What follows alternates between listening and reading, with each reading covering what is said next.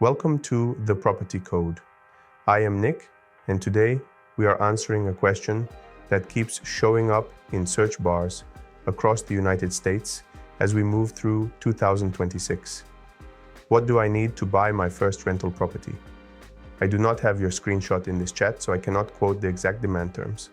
But the real intent behind this question is predictable. People are searching down payment for first rental, credit score for investment property, how much cash reserves do I need, DSCR loan requirements, house hacking versus investment loan, and how to buy a rental when rates are high. That tells me what you actually want. You want a checklist that feels like a system, not a motivational speech. Let me walk you through this with a story. Meet Hannah. She is 31, lives in Minneapolis, and works in medical billing. She is not trying to become famous. She wants a simple outcome. One rental property that pays for itself and builds her net worth quietly. She has some savings, a stable job, and a strong fear of making a mistake. Hannah starts where most beginners skip.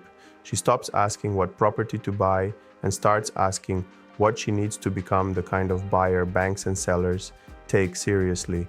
The first thing she needs is clarity on her goal. She is not buying a rental to impress anyone.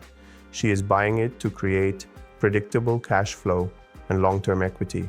That matters because it determines the type of property, the type of financing, and the location she should target. She writes one sentence: I want a rental that stays stable even when the market slows. That one sentence saves her from chasing fragile deals. The second thing she needs is a financial foundation that prevents panic. In 2026, costs are higher than most first-timers expect. Insurance, taxes, repairs, vacancies, and utilities can change quickly. So Hannah builds a reserve fund that covers several months of property expenses, not because she is pessimistic, but because she wants to stay calm. Calm people make better decisions. A reserve turns emergencies into annoyances. The third thing she needs is credit credibility, not perfect credit, credible credit. She checks her credit report, fixes errors, reduces revolving balances, and stops opening new accounts before applying. The goal is to lower her cost of capital because the interest rate you get matters more than the color of the kitchen cabinets. In a higher rate environment, small differences in rate and fees change your monthly margin. Now Hannah moves to financing, and this is where the 2026 playbook matters. She learns that there are two common entry paths: the owner-occupied path and the pure investor path.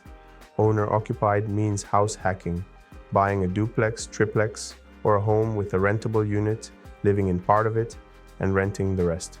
This path often allows lower down payments and better rates because the loan treats her as a resident, not a pure investor. It is not glamorous, but it is one of the fastest ways to buy the first rental without waiting years to save a larger down payment. The pure investor path usually requires a larger down payment and stronger reserves, but it can work if the property cash flows and the lender is comfortable. Hannah also learns about income-based underwriting options. Some lenders focus on the property's ability to cover the payment. That can help investors with non-traditional income or investors who want the deal to speak louder than their paycheck. She does not guess. She speaks to 3 lenders: a local bank, a credit union, and an investor-focused lender. She asks each one the same thing: what down payment do you require for a first-time investor? What reserves do you want? What fees matter most? Do you allow rental income to count? What is your timeline? When lenders hear a buyer ask clean questions, they treat that buyer differently. Prepared borrowers get better options. Next, Hannah needs a buy box, because without one, she will scroll forever. She chooses 3 neighborhoods, 1 property type, and a maximum price. She focuses on areas with durable demand drivers: hospitals, universities, logistics hubs, government employment. In 2026, demand drivers matter more than ever because they stabilize rents when the economy softens. She also builds a risk filter specific to this cycle. She checks insurance reality before falling in love with the house: flood risk, wind risk, roof age, electrical panel type, plumbing material. These are not details, they are budget lines. In many markets, insurance has become the silent killer of cash flow. Hannah refuses to buy anything until she can quote real insurance numbers, not estimates, quotes. Now she learns the math, and this is where people either become investors or stay dreamers. She learns that a rental property has two returns happening at once: cash flow and equity. Cash flow is what you feel monthly. Equity growth happens as the tenant pays down the loan and the market moves over time. Many first-time buyers obsess over cash flow and forget that principal paydown is real wealth, but she also learns not to use equity as an excuse for negative cash flow. A good first rental should be at least stable on day one. In 2026, fragile deals break faster. Hannah tours properties with a new mindset. She is not touring homes. She is evaluating businesses. She asks how old the roof is, how old the HVAC is, whether utilities are separated, what property taxes are now and what they could become after reassessment, what the rental comps look like based on real signed leases, not optimistic listings. She finds a duplex in a practical neighborhood near a medical district. One unit is rented to a long-term tenant. One unit is vacant. That vacancy is opportunity because she can set the rent at market level. She runs conservative numbers, assuming 1 month of vacancy per year, a maintenance reserve, and professional management, even if she self-manages early. The deal survives those assumptions. That is the sign. She makes an offer and negotiates like a professional, not like a first-timer. She asks for a credit toward closing costs, not just a price cut. In 2026, credits matter because they preserve cash reserves, and cash reserves protect you after closing. She also negotiates repairs based on inspection findings, not emotions. She orders a general inspection and a sewer scope. She learns that small preventative diligence can save thousands later. After closing, Hannah learns what she really needed all along: systems, a way to collect rent, track expenses, schedule maintenance, and communicate with tenants. In 2026, this is easier than ever. Digital rent collection, automated reminders, maintenance ticket systems, and bookkeeping integrations allow even a first-time investor to operate like a professional. She sets everything up in the first week. That creates order.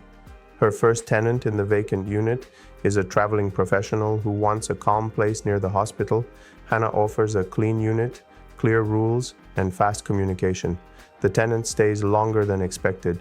Vacancy drops, stress drops, the rental begins doing what it was supposed to do, pay for itself and build wealth quietly. 1 year later, Hannah looks back and laughs at how simple the truth was. To buy her first rental, she did not need a secret market or a viral strategy. She needed 4 things. She needed financial stability so she would not panic. She needed financing clarity so she would not waste time. She needed a tight buy box so she would not chase noise. And she needed operational systems so the rental would not become a second job. That is how first rentals are bought successfully in 2026. Not by guessing, by building competence. If you are listening and wondering what you need, here is the clean truth. You need the mindset of an operator, not a shopper. You need a reserve so you are not fragile. You need lender conversations early so you know your real options. You need local demand drivers, not hype. You need underwriting that assumes reality, not perfection. And you need a simple system to run the property. Like a business from day one, Hannah is not a celebrity investor. She is something better. She is stable. Her first rental did not change her life overnight.